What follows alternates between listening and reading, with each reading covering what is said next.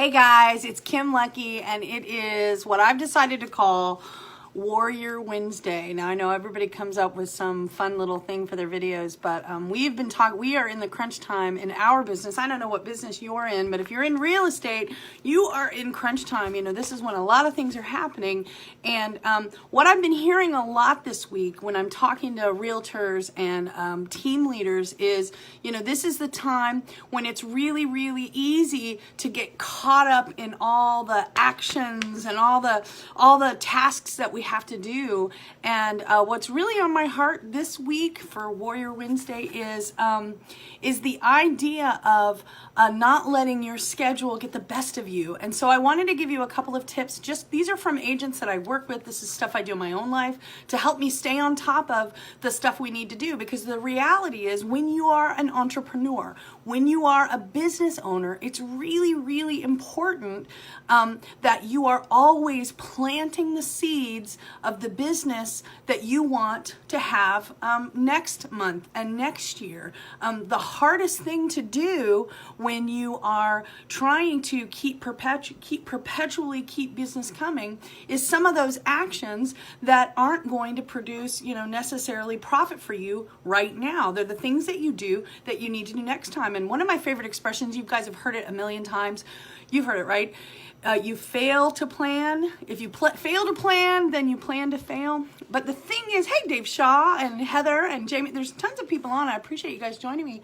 But you guys comment about this, right? If you fail to create a plan, you're setting yourself up for failure down the road. Because if you're in a business that requires marketing yourself and prospecting all the time, hey Heather, if prospecting yourself all the time, then if you get so caught up in all of the things that you're doing for the contract that you have right now, if you don't make time to not only service the customers you have right now, but service the customers who are still just looking and maybe presenting your level of service to other people, then you're going to be here when all the transactions close going, uh-oh, where's my business? So I wanted to give you 3 things.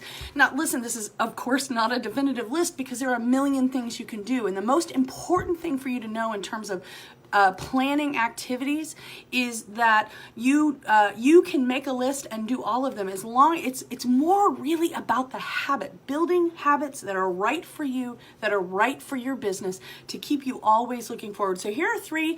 Some of them maybe you've heard, some of this might be a little different. So just let me know in the comments what you think. What are the things that you do to make sure that even when you're busy, you're still planting seeds, you know, for the business that's going to come later. Okay, so the first thing, the most important thing to me is to figure out how to do your schedule. And a lot of people have all these things in their mind that they want to do, maybe a big long task list, but then you get to the end of the week and you've done 1 or 2 things on them. And what I have found, and a lot of people have found, is that if you have a habit of blocking your time at the beginning of the week and blocking time out in your schedule to do the things that are really important, you still have time to do all the last minute things. You still have time to pivot in the moment when you need to when something else is a priority, but it gives you a place to start. And the thing that people don't do that is critical, they do not block the things that are must-haves, and they don't block the things that are personal.